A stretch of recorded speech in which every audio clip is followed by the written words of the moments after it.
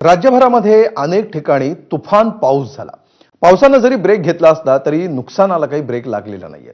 सांगली साताऱ्यासह बीडमध्ये शेतात पाणी साचलं। या पाण्यामुळे आपल्या बळीराजाच्या डोळ्यात देखील पाणी आलंय।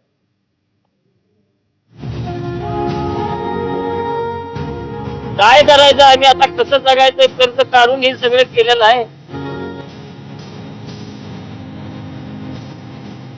पावसाने काय करूनच दिलं तर पहिल्यांदा पेरलं तर ती बी पडून गेले ना, आता सगळं गवतच आहे ना, अजून सारखा पाऊसच येत आहे।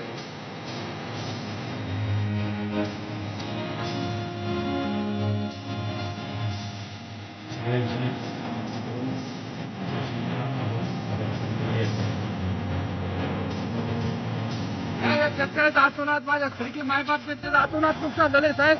हे कृषी मंत्र्याला माझं म्हणणं आहे, शासनाला, की आमच्या शेतकऱ्याला खडकी मायबाप जनतेला काहीतरी तुम्ही दिलासा द्या। 100% शेतकऱ्यांची अजिबात चूक नाहीये। कायम दुष्काळाच्या छायेत असलेले साताऱ्यातले माण खटाव तालुके, मराठवाड्यातले बीड, हिंगोली, लातूर हे कमी पावसाचे जिल्हे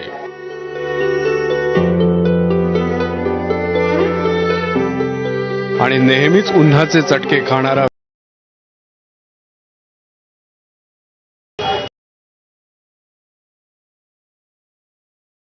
यंदा पावसानं झोडपून निघाला।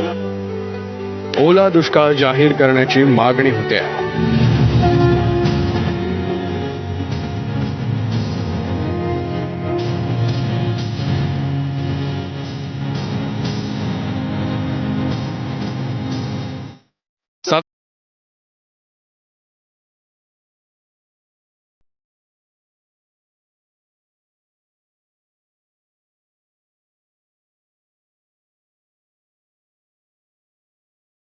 गेल्या काही दिवसात या तालुक्यांमध्ये रेकॉर्ड ब्रेक पाऊस झाला, त्यामुळे शेतीची पुरती नासधूस झाली आहे। इथल्या शेतकऱ्यांनी थेट माण खटाव तालुक्यात ओला दुष्काळ जाहीर करावा अशी मागणी केली आहे। काय करायचं आम्ही आता, कसं जगायचं, कर्ज काढून हे सगळं केलेलं आहे।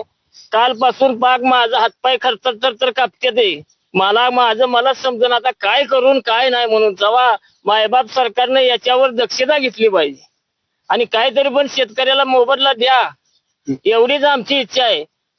पावसाने काय करूनच दिलं तर पहिल्यांदा पेरलं तर ती बी पडून गेले ना, आता सगळं गवतच आहे ना, अजून सारखा पाऊसच येत राहिला। करायचं काय, कशाने काय नुकसान हे कुठनं घालायचं, काय करायचं, कुठनं पैसे घालायचे, आणि कर्ज हे फिटतंय का परत? पडून राहिल्यामुळं काहीच करता येत नाही। आमचं नुकसान भरपाई मिळावं पूर्ण, आमचं म्हणजे जी सोसायटी उचलतो आम्ही कर्ज, ते कर्ज पूर्ण आम्ही सगळं याच्यात लावलेलं आहे। आता नंतर आम्हाला पेरणी करायला एक आमच्याकडं 100 किंवा 200 रुपये तुम्ही म्हणसाल तर ते आमच्याकडे नाहीत। ही सरकारनं आमची तात्काळ नोंद घ्यावी आणि आम्हाला दिलासा द्यावा, त्याच्यानंतरच आमची दुबार पेरणी होऊ शकते, नाहीतर अन्यथा होऊ शकत नाही। मराठवाड्यातल्या धाराशिवमध्येही पावसानं मोठं नुकसान केलंय। तब्बल 1.5 लाख हेक्टरवरील पिकांचं नुकसान झालंय।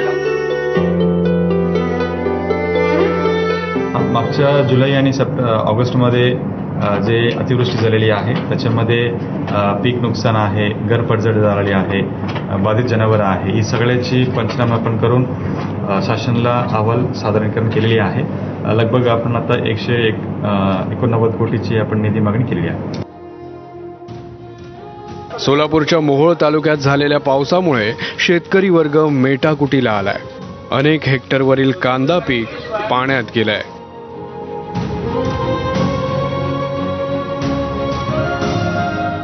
अहिल्यानगरमधील खडकी गावातही अशीच काहीशी परिस्थिती आहे। इथल्या एका शेतकऱ्यानं चक्क शेतातल्याच पाण्यात बसून सरकारचा निषेध केला।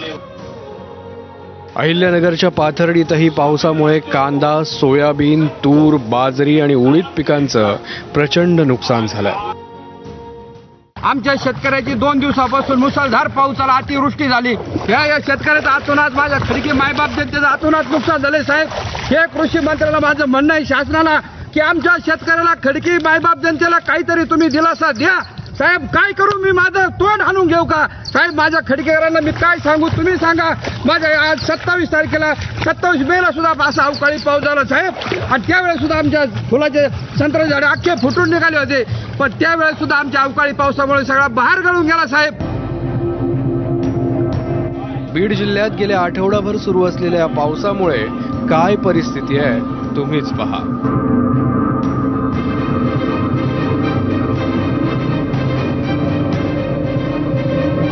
तिकडे यवतमाळमध्येही पुराच्या पाण्यात शेतकऱ्यांचं कष्टाचं पीक वाहून गेलंय.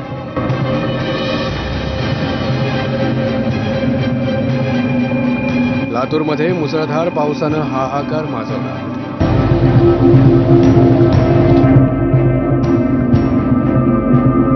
विजांच्या कडकडाटासह जोरदार पावसाची नोंद झाली. याच दरम्यान काटेजवळगा भागात एक व्यक्ती नदीच्या पाण्यात वाहून गेल्याची दुर्दैवी घटना घडली आहे.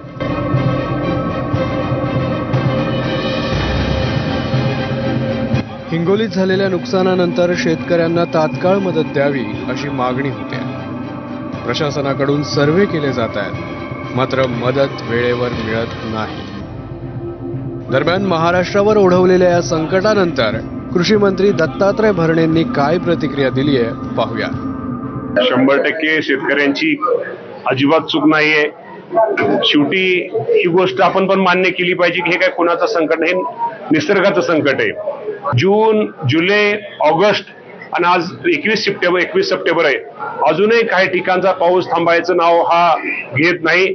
त्यामुळे माझ्या शेतकऱ्यांची खूप मोठी माझं नुकसान हे माझ्या या राज्यातल्या शेतकऱ्यांचं झालेलं आहे. त्यामुळे आता निसर्गाच्या अवकृपेमुळे संकटात सापडलेल्या शेतकऱ्यांना सरकारकडून लवकरात लवकर मदत मिळावी हीच अपेक्षा. ब्युरो रिपोर्ट, एबीपी माझा.